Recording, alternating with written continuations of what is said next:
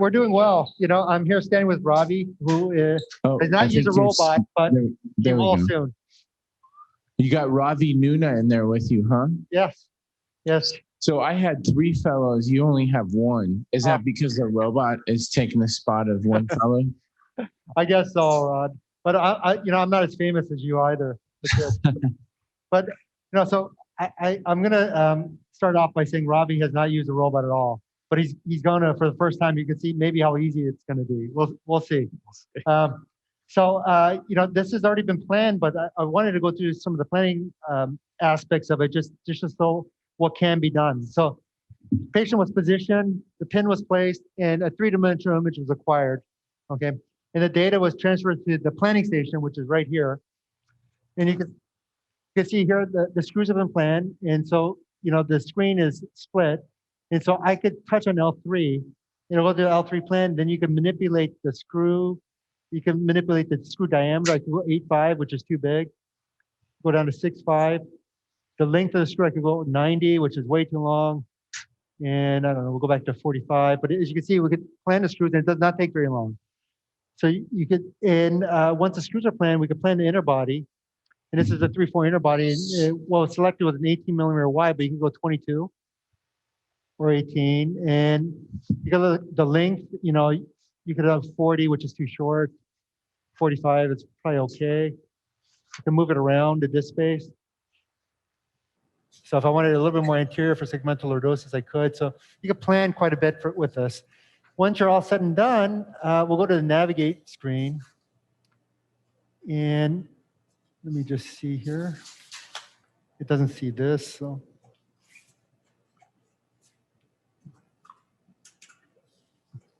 Is that locked?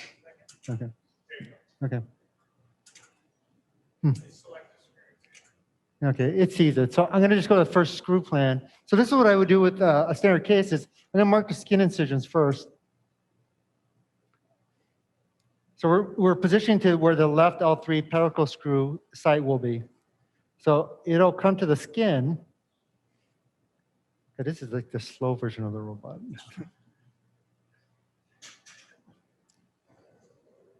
Okay, so we have all greens.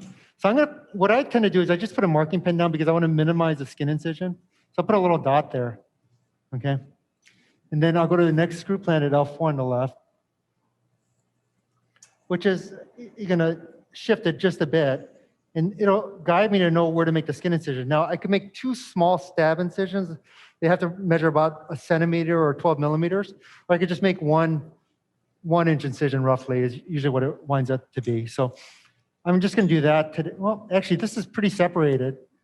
And I think that's based on a screw plan, so maybe we will make 2 incisions. Now, I could change the screw plan so the skin incision's a little bit shorter, but I just won't do it here, just to show you what we can do. So I'm going to the right L3 pedicle now.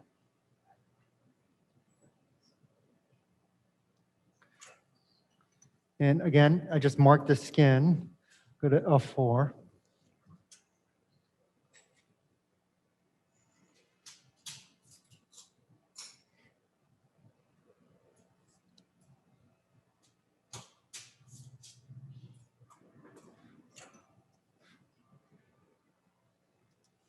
So let's see, 2 on the skin here, so I'm just gonna, okay. Okay, once we've marked it on the skin, like I said, normally when I'm doing case, particularly at 4.5, the skin incision is roughly about 1 inch, which is all you need. This is a little bit more splayed apart, and that's because of our plan. If you go to our plan, I could change it by bringing the screw heads together. I don't think it's worth it, but you can see they're fairly widely splayed because it's not lordotic here. So we're just gonna stay with that screw plan. And since I marked it on the site, I'm just gonna center about a 12 millimeter incision, basically, on our little skin mark. I like to cut through the fascia. I usually do that with the bovie.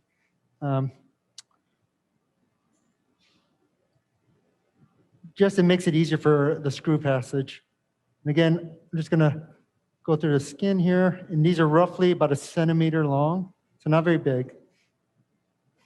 And here too.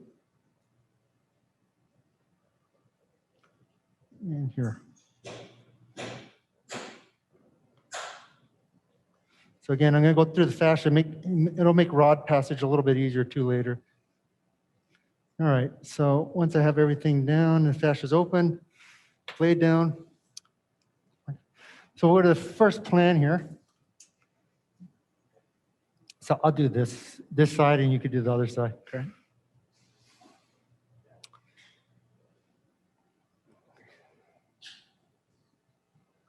Okay, so this is going to be a multi-step process. This is a navigated drill to create a pilot hole. It's a landing spot for the drill, the second drill, that is. So I've made a skin incision. I'm through the fascia. If there's resistance, I'll just drill through it a little. Now I'm right on the bone. I don't know if this projects well.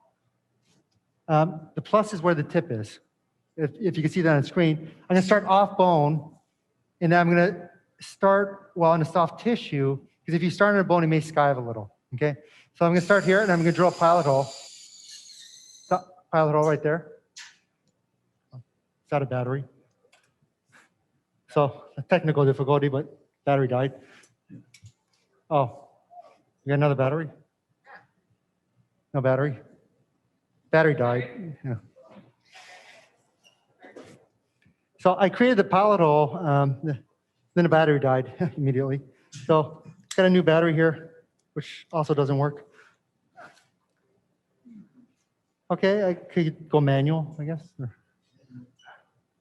Okay, so this is plan B because we have no battery. So we created a pilot hole. This is a blunt tap, so hopefully it'll work. But normally we'd drill the tract. And you can see I'm in the pilot hole I created. And then I'm going to traverse the pedicle with this navigated tap. And you can see where the plus sign is. I'm already through the pedicle. Okay, I don't have to do anything. You know, the rigid guide allows me really to do nothing more than advance the instrument. And so there's no manual dexterity, hand-eye coordination issue, which sometimes comes up with navigation. So you can see where the tip is. I'm already through the pedicle. I'm in the vertebral body. I could go a little bit more if I wanted to. It feels like bone. So palpation is important during this case because I have no way of knowing how accurate this is. But if you've done any amount of pedicle screws before, you get a feel of what feels like bone. And that's a secondary check for me. So I'm going to come out now. I've created a tract, and I'll put the screw down. Again, like I said, this is plan B. Normally, this is drilled, but we don't have a battery. So now the screw goes down. And it feels like a pedicle. I can hear the insertional torque. I don't know if you can hear the squeak, but it's going in nicely here. Hear the squeak at all? This feels like good bone here. So I'm going to go down to the screw plan. I'll get up. You see a check mark that shows up in the white box right here? That tells me I'm close to where I planned it. So the bottom of the screw head is where I planned it. So all done. So you can see it, even with the fact that we had a technical issue of the battery, it did not take very long to put the screw in. Now, if you've done this under fluoro in a lateral position, my tech takes like 3 minutes to get a picture that I could use. So then you have to go back and forth. So this is stuck a little, but sometimes it happens. You just have to take the effector arm out, and then you can reattach and just reattach the effector. And sometimes this happens. Things get stuck a little. No problem here. I'm going to go to the fourth one now, L4 that is.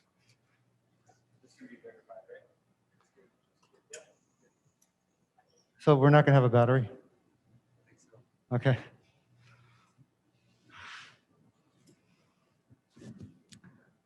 Okay, so I guess we have no powered instrument.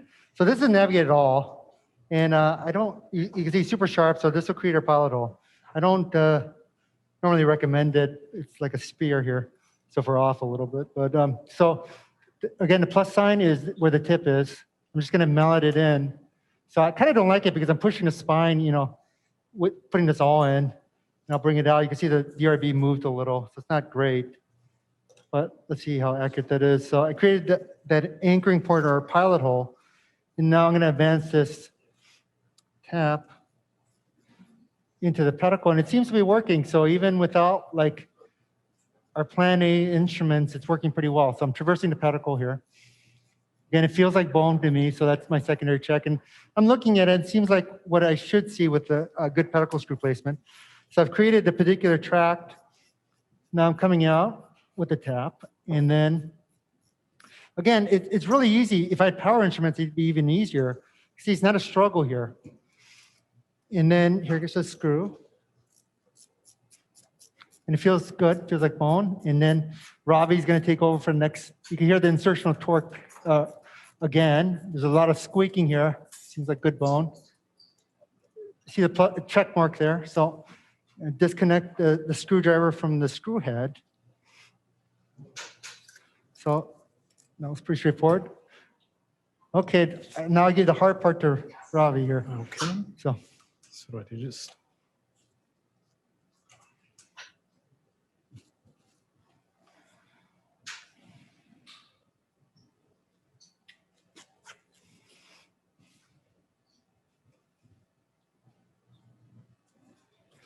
All right, great. So I'll take the navigated all here.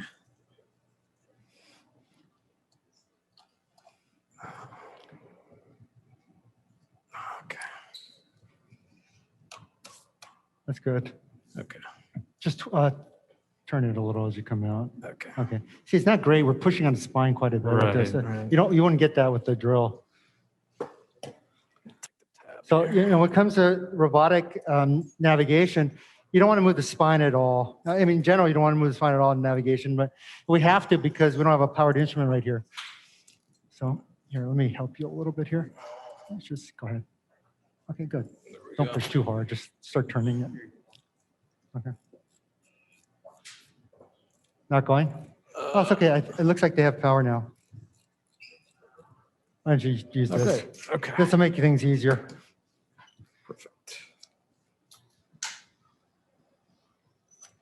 Just, you don't have to push too hard. Just drill through. Just Oh, just drill don't through. push this one.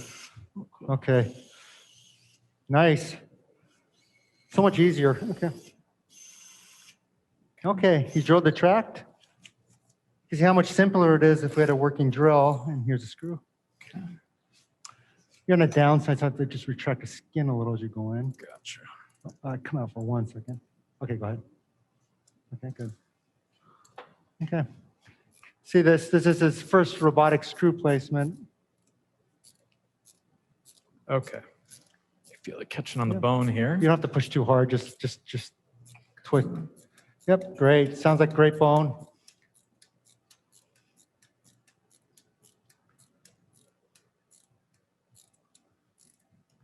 Yeah, And we have a good. check mark. Yep, good. So, So this, yeah, you pull and yep, great.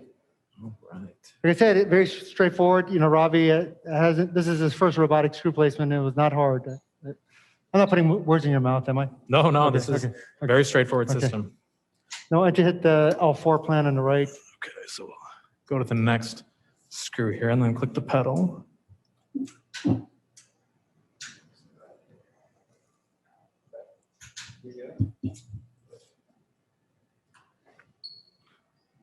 I got in your way. Just take. Okay, good. Okay, great. Just use the drill. Okay. We're going to just do a two-step process here. Just drill in. Just drill through.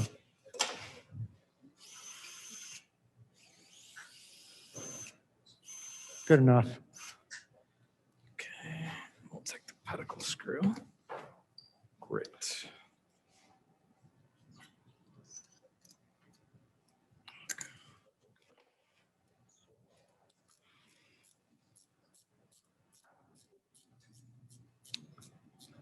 Feel like bone to you? Yeah, it's gone Okay. really well. You can hear the insertional torque, the squeak here. Okay. Hold on. So Ravi was actually faster than I was, actually, at the screw placement. So pretty straightforward.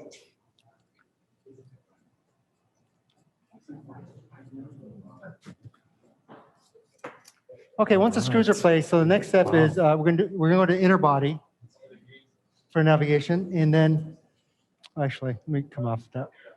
Actually, so I don't need this arm anymore. So I'm gonna get over to the other side here. Oh, huh. Yeah, I need a step though, I think. Yeah, we'll grab a step here. Can we put this on?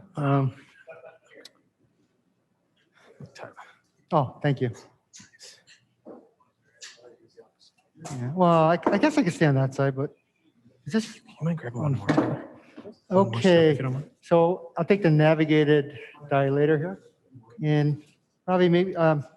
So now we're doing the inner body, and I'm going to go change this plan here, and this should, since I've gone to inner body and to navigate, it should see it. Doesn't see it. Can we switch it?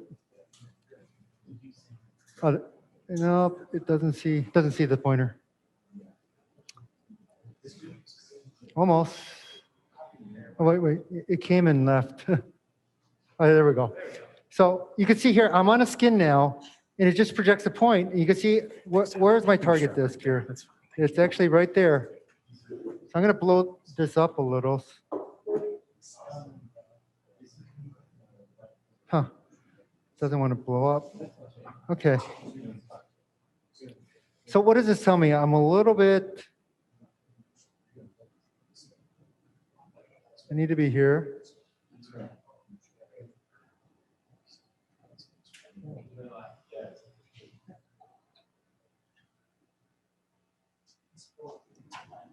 Thank you. So there you go. This should be pretty orthogonal, right? So I'm on the skin right now. You can see where the line projects from the my point. And I'm perpendicular to where the cage is supposed to go. So I'm going to center my skin incision right here. Can you get that marking pen? Oh, that looks so cool. Just with the robot and with the view that you have, I'm kind of jealous. So I'm going to make a 1-inch incision here, okay? You don't need a big incision. And so, well, thank you. So this is actually pretty close to ilium. We didn't break the table, obviously. So iliac crest is pretty close to this, even though it's 3/4. So I made my incision here. It's roughly about 1 inch or so. I'm going to dissect through the subcutaneous tissue. Now, normally I would just split the abdominal musculature here. And yeah, I'm just going to take this to split it. I'm going to go straight to the floor because I know that's orthogonal to the disc based on navigation. And I'm just splitting the abdominal musculature, and I'm going to enter the retroperitoneal space here. Not quite there yet. Okay, here I'll pop there. Okay, I'm in the retroperitoneal space now. I'm going to sweep my finger initially dorsally, and everyone knows this with laterals, and then anteriorly. I could feel the psoas muscle here. And again, this is nothing more than what you would do with a standard lateral operation. I normally will put a little bit of a lighted handheld retractor here. I won't today, but that's usually what I do.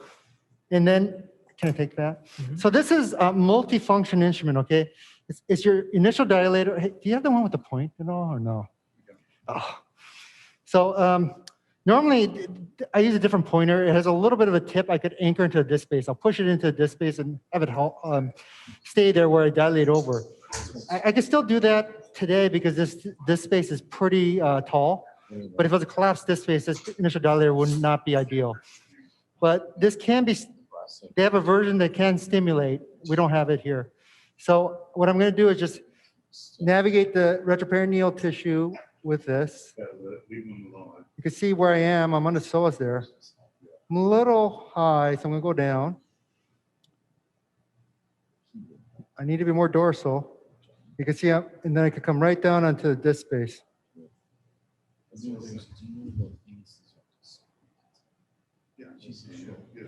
More dorsal. More down.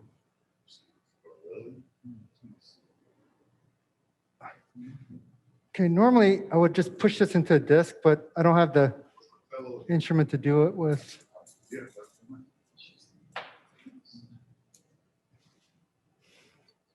Okay, so I sort of pushed this into the disc space just to anchor it. So I'm gonna take this out, then we'll just dilate here. Oh, I don't know. 140, 50, 140 will work. Yeah. Oops.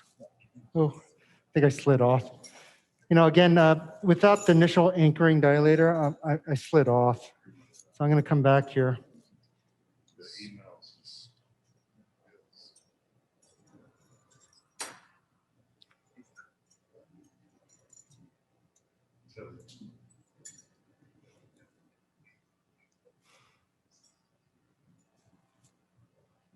I'm just going to have to hold it better. That's okay. Yeah, this is going to slide a little. Here, just give it to me. You got that? No, I just need a dilator. I mean, yeah. So the problem is, like I said, there's a different like navigated pointer that I tend to have, and it has a sharper tip so where I could push it into this space. This one, they don't have it here today, so I'm just gonna have to hold it in position rather than letting it sit there. But you can see, I can put the tracking frame on, and I'm right over the disk space. Exactly. Okay. I'm just gonna take this off now.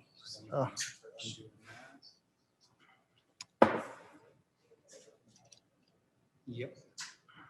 Kind of want it the other way, but I'll live with it.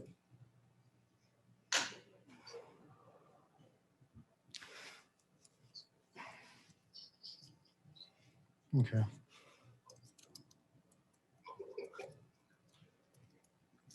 One second. Do you have the? Okay. That's taking forever.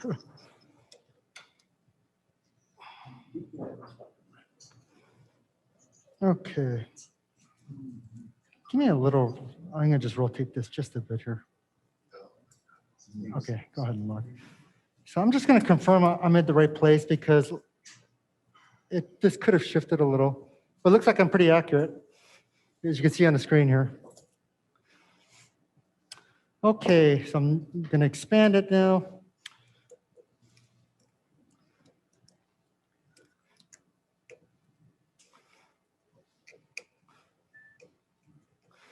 So normally I would have this retractor flip the other way with this that way because the third blade is actually anterior instead of posterior, but our setup wasn't correct. I normally have this on the other side, but it's okay for purposes of this cadaver workshop.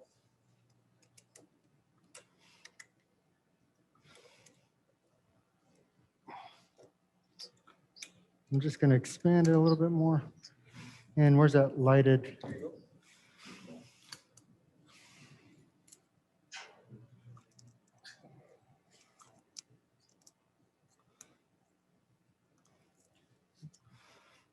I need to be taller.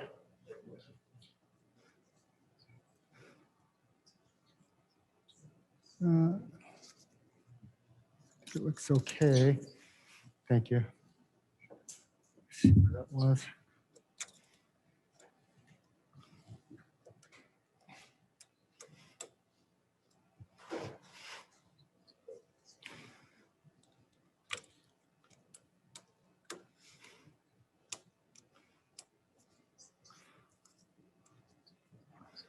Okay, so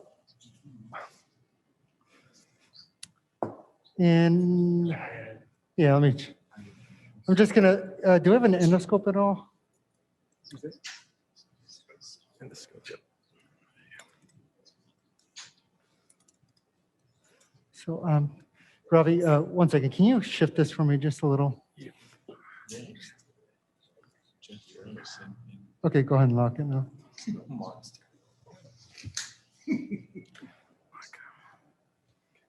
Okay, so I'm just going to point out where this is the annulus of the disc right here. All right, why don't you, let me just,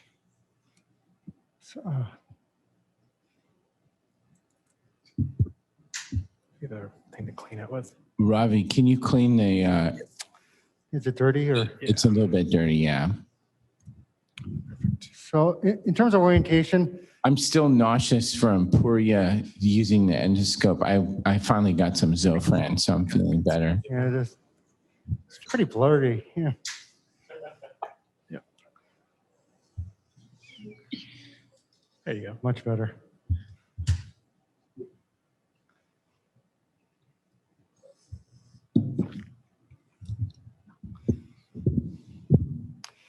Okay, so, oh, that's better.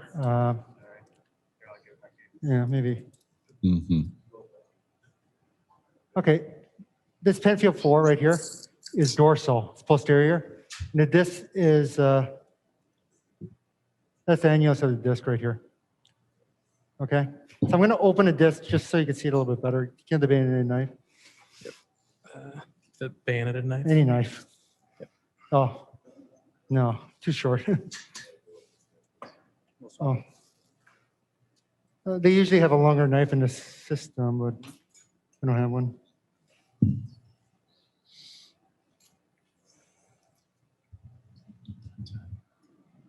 Shitty.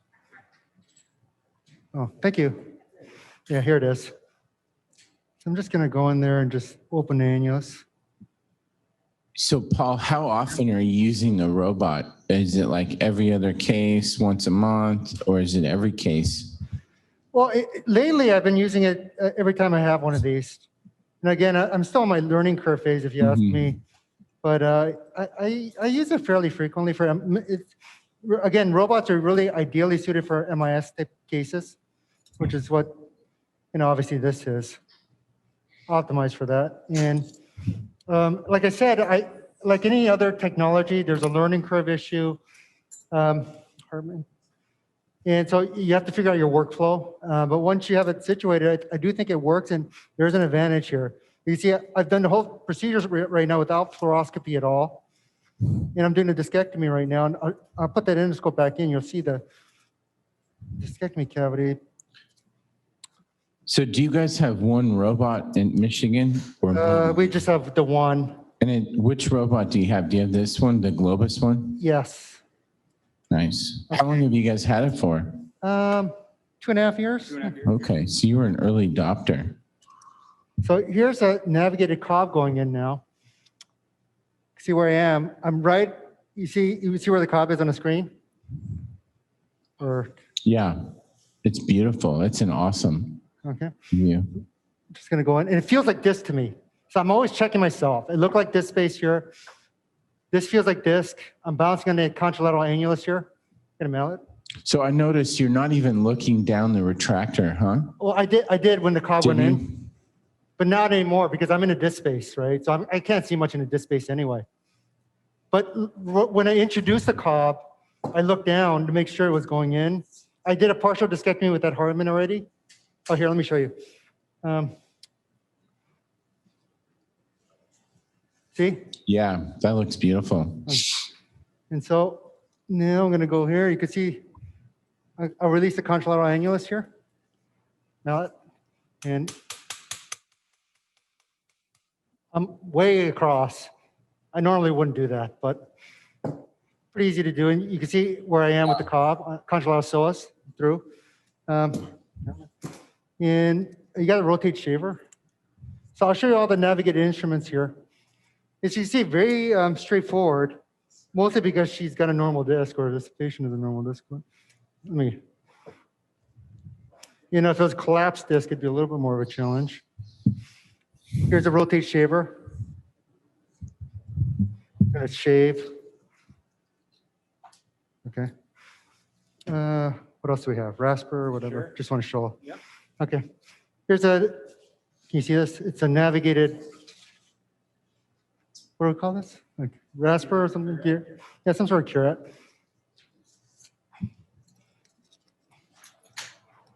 You see where I am on the disc space, right? Okay. Hartman.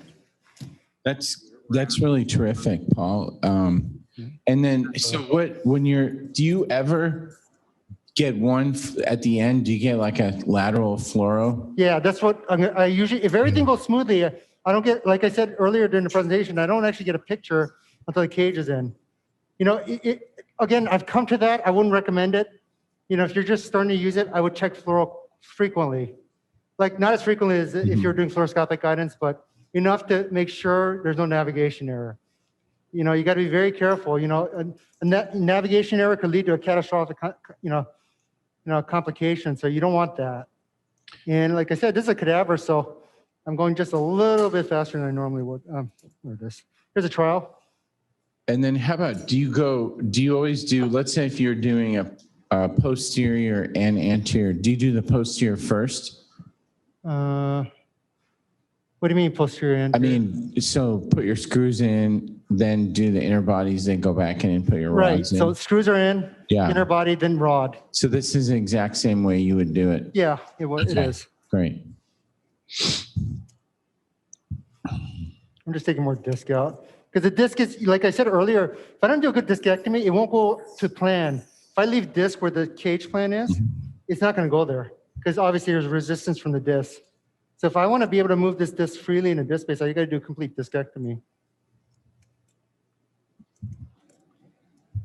Do you have an outgoing? No? Okay. Okay. We're missing some equipment here, but you get the idea. Yeah, no, this is terrific. And we really appreciate you making the trip all the way out from Michigan. Yeah. And, you know, we tried to entice you last night we told Dr. Park we were going to go for Korean barbecue. Yeah. So he quickly switched from doing a remote to getting. Well, I didn't know about it until I got here, but I appreciate it. Yeah. I would come back for it. So you see where the cage trial, which is Yeah. navigated, and you can see the plan on the screen. So it's pretty. It's very accurate. Yeah. Do you find that, let's say if you're off a little bit, what do you do? Do you read register? No, you know, so like I said, if I was off a couple millimeters here, does it really matter? It's not a pedicle screw. So I often find, you know, it's a concave disc. It'll kind of center itself unless you force it anyway. And, you know, again, it's a matter of how well you do a discectomy. You see, I'm a little bit posterior because I didn't do enough of a discectomy anterior. I don't know. So I could keep removing disc. And right now, if I just leave it alone, it's just a little bit posterior from plan. Mm-hmm. But I could adjust it. But, Yeah. you know, right now, I do a little more discectomy, prepare the end plates, and I'll put the cage in. Then I'll get a fluoral picture if I'm using expandable because, you know, expansion I do under fluoral. But as you can see, up to this point, we've not used fluoral at all. Yeah, no, that's terrific. Thanks so much, Oh, sure. Paul. That was an awesome demonstration. And I think, you know, like you said, I think fluoro is going to be sort of one of those things where we're going to start to fade out and hopefully use less and less of it. Yeah. So, Yeah, no, I don't think it's ever going to go away, but to minimize fluoroscopic usage, I think it's definitely achievable. and you feel comfortable now doing this in that approach? I've been doing it this way Yeah. for a while now. Yeah, I'm Wow. comfortable doing it. Both, Yeah. posterior and anterior. So like if I was at 4.5, for example, I could just take an anterior trajectory. Right now, I would not be able to do a classic transpsoas. But with a navigation pointer, I would just point on the skin where it would be sort of, you know, oblique or anterior posterior view and make an incision there. So often at 3, 4, and 4.5, they're separate incisions because I make pretty small incisions, like about an inch or so. That's great, Paul. Thank you so much.